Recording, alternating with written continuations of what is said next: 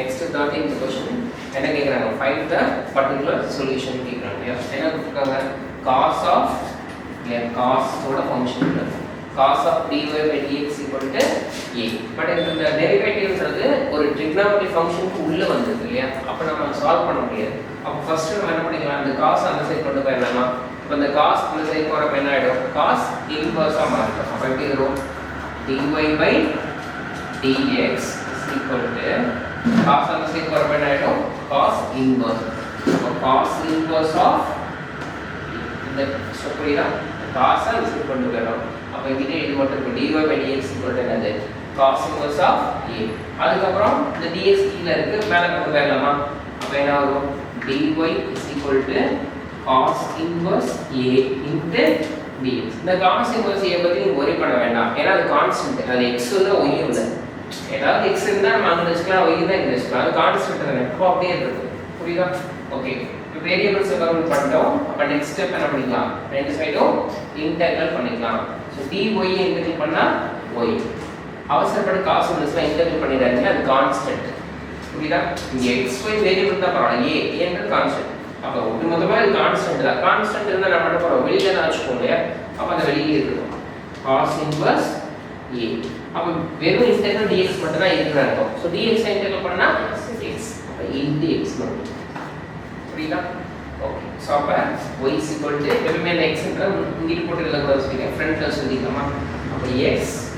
cos inverse of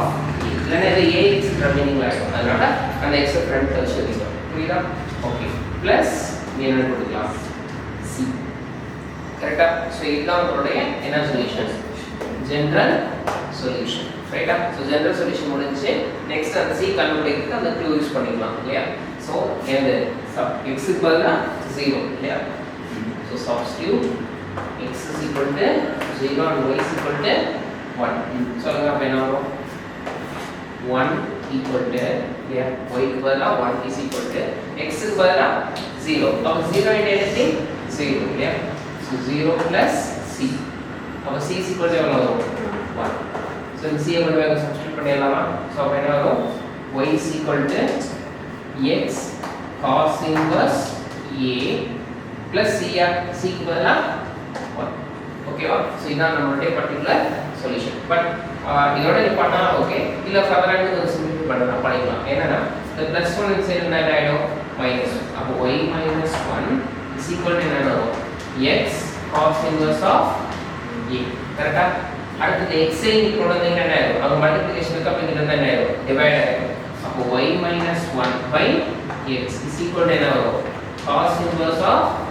a இந்த cos inverse திருப்பி இங்க என்ன ஆயிடும் cos ன மாறிடுமா அப்ப எப்படி வரும் cos of y - 1 by x is equal to a இதுதான் உங்களுடைய ஃபைனல்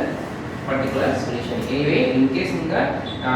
இந்த இதோட பார்த்தாலுமே கரெக்ட் தான் but according to book answer இந்த லெவல்ல கொண்டு வரணும் எப்பவுமே புக் ஆன்சர் தான் கொண்டு வரணும் அவசியம் இல்லை இது வந்தாலே ஓகே பட் ஞாபகத்துல இருந்தா இது எழுதிக்கோ